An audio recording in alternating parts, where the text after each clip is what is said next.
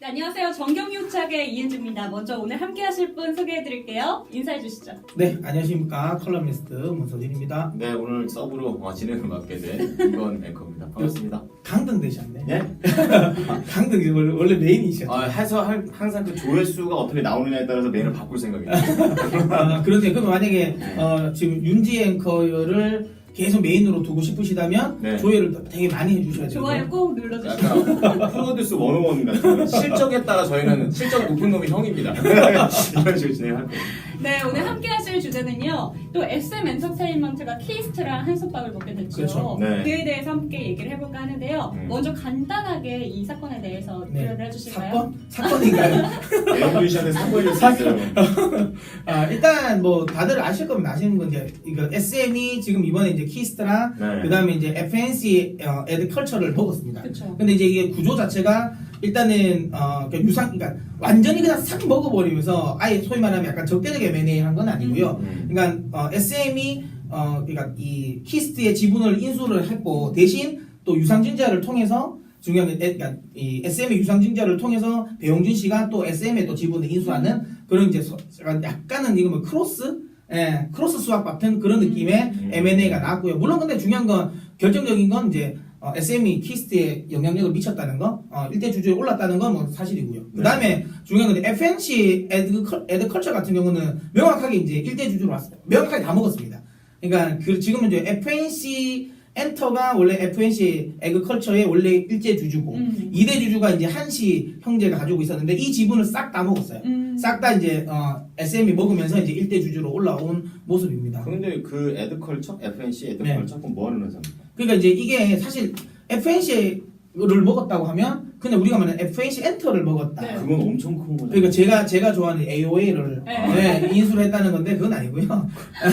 에드컬처는 그 FNC 사업부 내에서 이런 걸 흔히 말하면 예능을 제작하는 그리고 이제 예능 관련 이제 쉽게 말하면 소속 연예인들 그러니까 거기 보면 물론 뭐 그쪽은 아니죠. 그러니까 그 어쨌든 예능 프로그램을 만들고 그 다음에 거기에 관련 뭐 뮤직비디오라든지 이런 사소한 것들 이런 걸 만드는 건데 가장 중요한 건 뭐냐면 이게 SM에 있어요. 있는데 왜 먹어요? 그 SNC 그러니까 SMCNC 이쪽에서 이 사업을 하거든요. 그쵸. 거기 들어가고 싶다. 똑같이 합니다. 똑같이 아나운서가 합니다. 있죠, 거기에. 유튜브로 일어나서 여기로 거기 들어가고 싶다. 어쨌든 간에. 그러니까 요 똑같은 사업을 합니다. 그래서 핵심은 이제 좀 키스트를 먹은 거랑 FNC 에드컬처를 먹은 거랑 좀 달라요.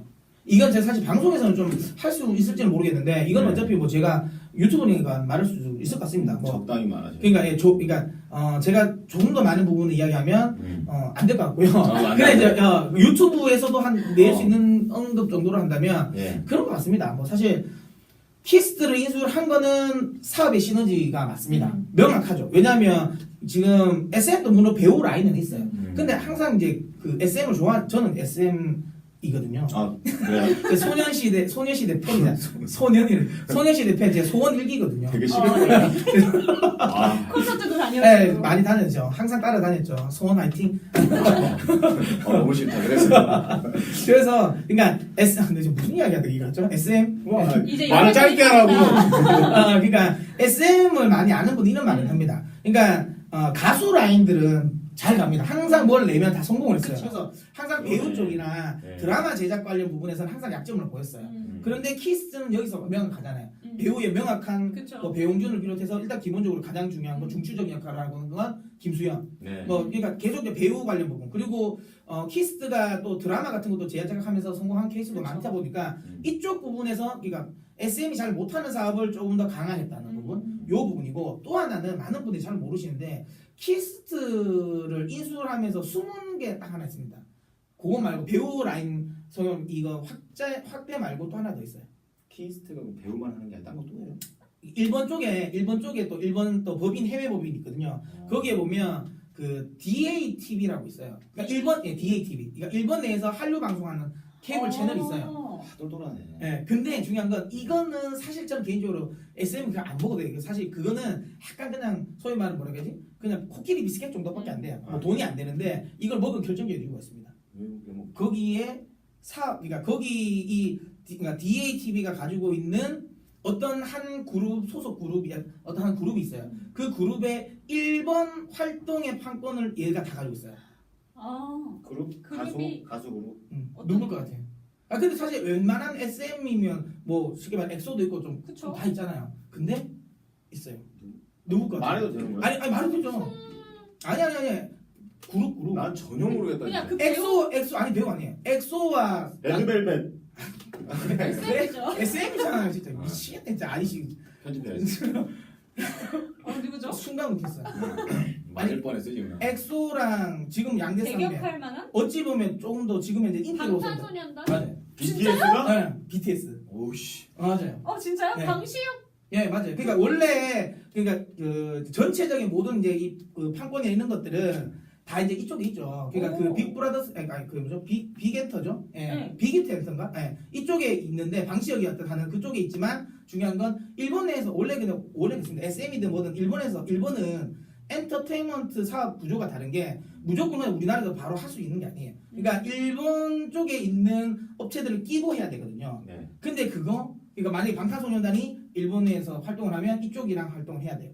그 여기서 그거 가지고 그 판권을 가지고 있어요. 판권 싸움이. 네, 그리고 그걸 쉽게 말하면 약간 그렇게 확대 해석할 수는 없겠지만 어쨌든 일본에서 방탄소년단이 활동하는 거에 대해서 일정 수준 SM이 가져올 수 있다는 와, 거. 그 키스들을 먹으면. 비스켓도 그런 비스켓이네. 네, 그건 괜찮죠. 완전히 네. BTS는 지금 거의 세계적으로 뜬 상품. 그러니까 물론 이제 그게 이제 일부 판권 다 전체적인 판권이 아니라서 뭐 아주 큰 건 아니지만 그래도 어쨌든 BTS를 어쨌든 어느 정도는 입력을 지금 흡수를 했다는 건 좋은 거잖아요. 되게 좋은. 아, 그리고 그러니까 일본이라는 것 자체가 그렇죠. K-팝에 대한 그런 영향력이 그렇죠, 그렇죠. 엄청나기 때문에. 그렇죠.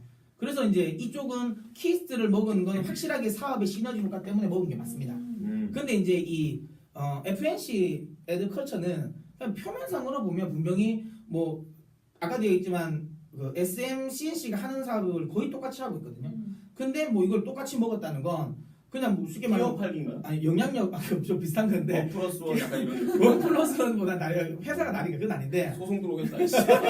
근데 이게 먹은 이유는 딴 거 아니에요. 그러니까 뭐 그냥 표면적으로는 조금 더 사업을 강화하겠다는 건데 그게 아니라 뭔가 또 어려운 얘기가. 아니 안 어려워. 그냥 여기서 중요한 건 이 사업 지금 SMCNC가 하고 있는 사업 중에 아까 말했던 예능 관련 이런 부분, 라이프 스타일 뭐 관련 이런 쪽이 다 적자예요, 다 적자.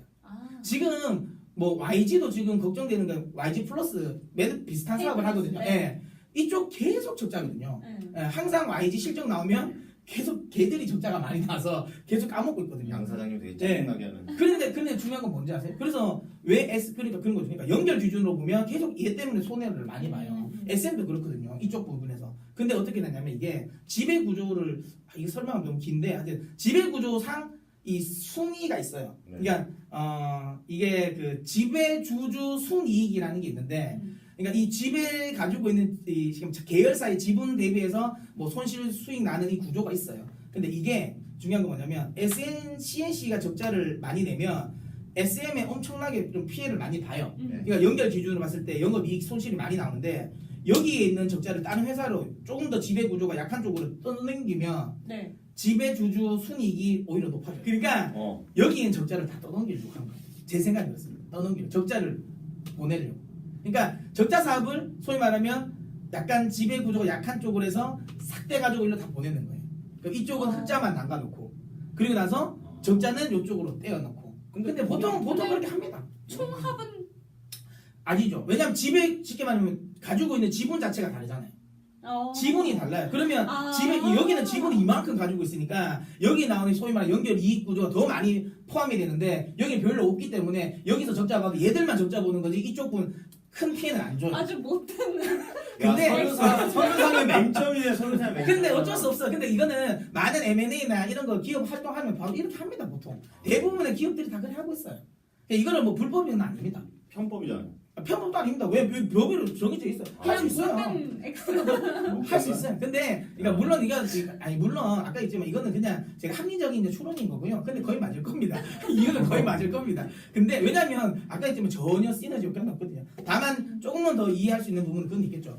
어쨌든 FNC 엔터 입장에서도 이 FNC의 에드컬처는 사실 조금 약간 아픈 손가락이에요. 근데 이 부분을 어쨌든 SM에 먹어주면서 사실 FNC 엔터와의 관계는 또 더 좋아질 수 커질 있겠죠. 수 있죠. 그렇죠. 그러면 이제 지금 FNC 엔터에는 제가 좋아하는 AOA도 있고 네. 소련도 있고 그 다음에 뭐 유느님이라고 해서 그러니까 유재석 그 다음에 뭐 정영도 요런 쪽 있으니까 이쪽과의 또 시너지 조금 이제 관계에서 뭐 예를 들어 뭐 SM 관련 뭐 콘서트라든지 이런 데서 뭐 갑자기 이제 뭐 유재석이 뭐 사회를 보는 뭐 이런 것도 네. 할 수 있는 부분이 있는 그냥 거죠. 저는 이게 SM 엔터테인먼트가 굉장히 커질 수밖에 없다고 생각이 드는 게 FNC는 또 예능 쪽에 되게 강하고 네. 또 키스트 같은 경우에 드라마에 또 그렇죠. 강하고 SM은 워낙 그렇죠. K-팝에 강하다 그렇죠. 보니까 이 세 개가 합쳐지면 엄청 큰 거죠. 그래서 전체적인 큰 틀로 보면 SM은 제가 보기에 잘한 선택인 것 같아요. 거의 무슨 왕국인데요. 그렇죠. 그러네요. 그러니까 SM은 이번엔 다 먹은 거예요. 제가 보기에는 SM은 이번 소위 M&A는 저는 개인적으로는 잘한 것 같습니다. 딱 키스트랑 그리고 아까 말했지만 이것도 FNC 애드컬처를 먹은 이유 물론 뭐 이유는 명확하지만 어쨌든 그것도 어디 손실을 더 줄이는 거니까 그렇죠. 전체적인 구조에서는 좀 긍정적이다. 다만 아까도 이야기한 것처럼 배용준 씨 같은 경우가 지금 한 350억 정도를 유상증자 3자 배정 유상증자로 들어오거든요. 그게 전체적인 주식 수로 따지면 한 4%가 넘어요. 4% 정도 넘으니까 그게 들어오면서 희석되는 효과 때문에 사실 조금 이제 단기적으로는 SM 주가는 좀 저는 안 좋을 것 같아요. 최근에 오늘도 주가 보면 급등했다가 윗골이 엄청 달고 지금 이제 지금 음봉 전환도 돼 있는데 나중에는 어떻게 될지 모르겠지만 그런 흐름이거든요. 찬스네 그러면. 그래서 저도 그 이야기 지금 드리려고. 저점에 샀다가 싼 데서 하는 거죠. 그러니까 근데 지금 당장은 사지 마시고요. 조금 더 떨어질 것 같아요. 제가 한 4만 원 수준 아니면 4만 원 언더까지도 나올 수도 있을 것 같은데 왜냐면 이슈는 한번 빵 터졌잖아요. 그러니까 이게 시너지라는 게 바로 먹고 바로 나오진 않아요. 시간이 좀 두어야 되거든요. 근데 그럼- 정확히 네. 왜 떨어지는 거예요? 아까도 이야기했잖아요. 재료가 노출됐어요. 그러니까 좋은 건 알잖아요. 좋은 걸 아니까 와 좋다라고 해서 싹 해놓고 나서 이제는 그 다음에 더 좋아질 건 없잖아요. 재료가 없잖아요. 원래 주식이라는 게 그렇잖아요. 재료가 미래 가치. 미래 가치에 대한 투자고 그다음 거기에 대한 베팅이잖아요. 이미 SM은 그러니까 이 M&A와 관련된 이슈는 어제 오늘로 해서 다 주가 가격에 묻어난 거죠. 그러면서 이제 들어갔으니까 이제 재료 소멸. 그럼 이제는 앞으로 어떻게 된다? 실질적으로 이게 시너지가 나오고 그렇죠. 실적이 이제 나와주면 그때 다시 올라갈 거예요. 그때까지는 시간이 좀 필요할 것 같아요. 이미 매물대도 많이 쌓여. 근데 소멸이 돼 있어도 앞으로 아까 전에 세 개의 분야를 전부 다 먹고 있는 네. 상황이니까 갖고 있는 게 이득 아닐까 싶긴 해요. 그러니까 만약 제가 이야기 드린 게 내가 아주 장기 투자자면 저는 지금 자리에서는 가능하다. 매수해야 된다. 저는 목표가 한 5만 원 정도는 충분히 올 것 같다고 생각되거든요. 한 3년 아니요, 3년까지는 안 너무 돼요. 길어요? 3년이면 말로 SM을 합니까? 너무 워렌 버핏 느낌이다. 아니에요. 아니, 짧게. 여러분, 엔터에서 절대 3년 이렇게 보지 마세요. 엔터라는 산업 구조 자체가 굉장히 사이클이 짧아요. 막말로 생각해보세요. 만약에 지금 이건앵커가 네. SM을 지금 샀어요. 네. 근데 갑자기 동방신기가 나갔어요. 어. 만약에 엑소가 해체가 돼버렸어요. 어. 그럼 어떡하실 거예요? 망한 거지 뭐. 그러니까 이게 나도 해치당하는 느낌이죠. 엔터라는 건 성격이 그래요. 그러니까 뭐 엑소라든지 동방신기가 자체적으로 그러니까 뭐 되는 건 아니지만 요즘 무슨 뭐 사건들도 많잖아요. 어떻게 할지 몰라요. 그렇죠. 네, 그렇기 때문에 제가 다시 한번 이야기하지만 엔터 회사는 절대 장기 투자하는 거 아닙니다. 예, 이거 좀 위험해요. 몇 년 정도로 봐야 될까요? 몇 년으로 보면 안 된다니까요. 단기적으로 한 6개월 정도. 6개월? 정도로 보셔야 돼요. 그 정도로 보고 투자하는 게 맞습니다. 왜냐하면 갑자기 또 사드가 또 어떻게 될지 몰라요. 그러니까 이게 워낙 이 환경 자체가 이렇게 변동성이 큰 환경에 있는 섹터이기 때문에 네. 이걸 가지고 뭐 5년, 6년 이렇게 투자한다가 맞지 않습니다. 그래서 그쪽은 뭐 저는 그만큼 장기 투자는 아니고 한 6개월 정도의 흐름을 보고 투자한다는 생각에 제 개인적인 생각에는 한 4만 원 밑으로 만약에 떨어져 준다면 제 개인적인 생각에는 한번 해볼 만하다. 4만 원까지 안 떨어지더라도 그냥 뭐 한 4만 원 초반대라면 충분히 가능하다. 대신 바로 수익은 안 나온다. 중요한 건 한 6개월 정도 생각하면 충분히 한 5만 원까지는 가능하지 않나 싶어요. JYP나 YG나 이런 쪽은 별로라는 건가요? 아니요. 저는 오히려 개인적으로 YG랑 그다음에 JYP도 관심을 가져야 된다고 봅니다. 왜요? 왜냐하면 이렇게 가만히 있지는 않을 거예요. 왜냐하면 이렇게 당연하지. 그러니까 자칫 잘못하면 도태될 수도 있거든요. 비상사태. 네, 그러니까 도태가 될 수 있어요. 그러면 지금 YG라든지 그다음에 JYP 같은 경우는 또 하나의 또 소위 말하는 또 M&A를 준비하고 있을 수 있어요. 그래. 근데 저는 제 개인적인 생각 만약에 있다면 JYP보다는 YG가 먼저 할 것 같아요. 왜요? 왜냐하면 지금 SM이 했던 좀 구체적으로 몰아주면 안 돼요? 그냥 왜요 이러지 말고. 그러니까 왜 그러냐면 YG랑 SM이 사업 구조가 좀 비슷해요. 그렇죠. 그리고 아까 말했던 YG 플러스 그쪽이 적자가 많이 나거든요. 그건 비슷한 그림이네요. 뭔가 떨어낼 때도 아픈 필요합니다. 새끼손가락처럼. 뭐 떨어낼 때도 필요하고 그리고 어쨌든 YG는 빅뱅에 대한 의존도가 너무 높아요. 군대 갔잖아요. 예, 그러니까 너무 높아서 그거를 뭔가 메꿀 만한 게 있을 필요가 있습니다. 그래서 제 개인적인 생각에는 화이 브라더스 쪽이나 아니면 뭐 그 뭐죠? 그 갑자기 기억이 안 나네요. 판타지오인가요? 예, 판타지오? 판타지오. 예, 이런 쪽과의 좀 그 정도의 중견 기업들과 한번 제가 보기에는 뭐 제휴를 하지 않을까. 왜냐하면 제가 왜 화이 브라더스를 이야기하냐면 그게 원래 스타쉽 그 엔터였거든요. 예. 왜 그걸 제가 이야기를 드리냐면 맞나요? 스타쉽이 맞나 모르겠다. 하여튼 그 화이 브라더스 쪽이 지금 SM은 중국 내 입지가 강해요. 근데 YG는 사실 중국 내 입지 좀 상대적으로 약해요. 그러니까 SM보다는. 그래서 이거를 조금 더 이제 강화시키기 위해서 중국 쪽이랑 제가 보기에는 한 M&A는 아니더라도 뭔가 뭐 서로 아까 지분 수합 같은 걸 통해서 한번 시너지를 보지 않을까라는 생각을 합니다. 그래서 다음 타겟은 제가 보기엔 YG가 지금 되게 YG. 많이 빨리 움직일 것 같아요. 발빠르게. 그꼭 SM이 아니더라도 YG. YG도 저는 괜찮다고 봅니다. 괜찮다. 그러니까 왜냐면 YG는 주가도 지금 좀 많이 바닥이거든요. 더 떨어질까요 지금? 근데 저는 개인적으로 만약에 그러니까 엔터주를 한다면 YG보다는 SM이 맞습니다. 지금 왜냐면 가장 중요한 중추 역할을 할 수 있는 빅뱅이 빠졌잖아요. 그렇죠. 그건 어쩔 수 없어요. 그러니까 당분간 매출이 크게 올라오기는 어렵습니다. 물론 뭐 그냥 가수적인 입장에서는 왜 그래 우리는 뭐 아이콘 오빠들도 있고 예, 위너 오빠들도 아이콘 있는데 좋아해. 예, 저는 블랙핑크 좋아하거든요. 아 진짜요? 아니, 블랙핑크, 여자가 이렇게 좋아해. 있는데 뭐 하지만 실질적인 그 전체적인 캐파 매출을 내면 그냥 빅뱅이 빅뱅이 압도적인. 그래서 어쨌든 그 큰 매출 자체가 이제 많이 당분간 안 나올 가능성이 높으니까 그쪽 부분은 제가 보면 좀 주의를 해야 된다. 그래서 하실 거면 SM. 하지만 YG가 분명히 M&A를 다음 타겟으로 할 가능성도 있다라고 한번 보십시오. 2년 뒤에 딱 걔네들 이제 나올 때쯤 해서 그것도 전략을 짜도 괜찮겠네요. 그런가 그때 가서 한번 캐파가 짜보자. 그렇게 크면 제가 사장님이면 그걸 해서 한 방에 뭔가 엎을만한 이런 한번 컴백쇼 이런 거 그럴 수도 있겠죠. 하지 않을까 이런 생각이 드네요. 예, 오늘 정경유착 오늘은 SM이 키스트와 이제 전격적으로 합했는데요. 이 부분에 대해서 투자 전략과 현재 상황 같은 거 전달을 좀 해드렸습니다. 저희는 다음 시간에 뵙도록 하겠습니다. 고맙습니다.